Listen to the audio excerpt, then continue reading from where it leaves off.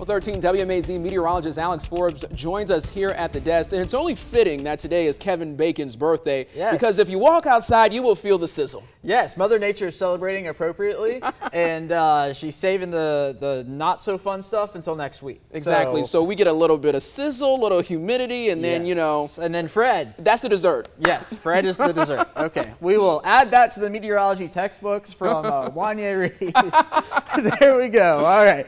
Here's a live look at downtown Macon from Atrium Navicent. 91 degrees the current temperature with that 73-degree dew point, making it feel like 99 already just afternoon here in central Georgia. Live radar is quiet. It's taking a break because it's going to need to be working overtime as we head into next week. I'll show you why here in just a minute. Current numbers across the region. Most of us in the 90s, still hanging on to 80s in a few spots like 88 in Thomaston, Butler, and Montezuma, and 89 there in Cochran. 91 the current number in Eastman. Let's go big picture across the southeast. There's not a whole lot going on. Some showers up in the Volunteer State and up the Appalachian Mountains, but for the most part, it's a typical summer afternoon here in the south before we see the scattered showers and storms develop for the afternoon. So let's take a look at that. Here's the graph model through the afternoon. Notice some brief heavy downpours possible in a few communities. High temperatures around 94, but like I was just showing you, those dew points, they're sky high. So we're going to be seeing, feels like indices rather, above the 100-degree mark, like we're just about to see here in Macon already at 99.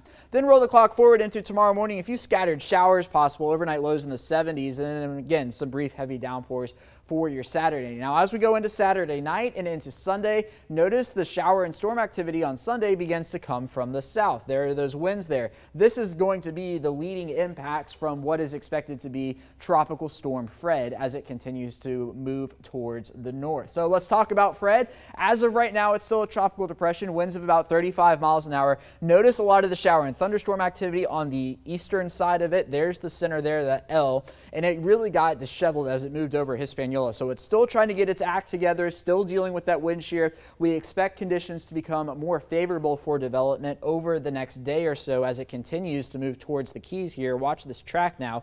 Expected to be a low-grade tropical storm crossing the Keys, and then here it comes making landfall somewhere in the vicinity of Panama City. Now notice this red line right here. This is the new 11 a.m. advisory. When you were watching Courtney this morning, that line was right on the Georgia-Alabama line. So we've seen a little bit of a westward shift in this track, but all in all, the impacts still look to be about the same here in central Georgia. Here's a look at the spaghetti models. Notice they are still favoring Alabama, but still close enough to put central Georgia here in the picture. So here's our two global models. You can see a well-defined storm there Monday at 5 a.m. So through the day Monday, we begin to really start seeing the impacts. And then it looks like overnight Monday into Tuesday, that's when a majority of our rain will occur here in central Georgia. And as of now, it looks like a rainmaker more than anything before it moves up into the northeast. So rain, the number one thing, maybe some gusty winds, and we can't rule out a few severe storms Monday and Tuesday, particularly Monday night into Tuesday. And just when you think we've had enough, just wait for it. We have potential tropical cyclone 7. This is going to be moving into the Caribbean, so of course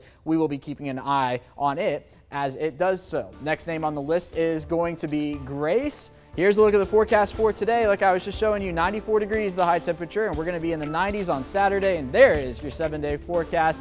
The good news about Fred, we'll be in the 80s, but going to be watching for some rain on Monday and Tuesday.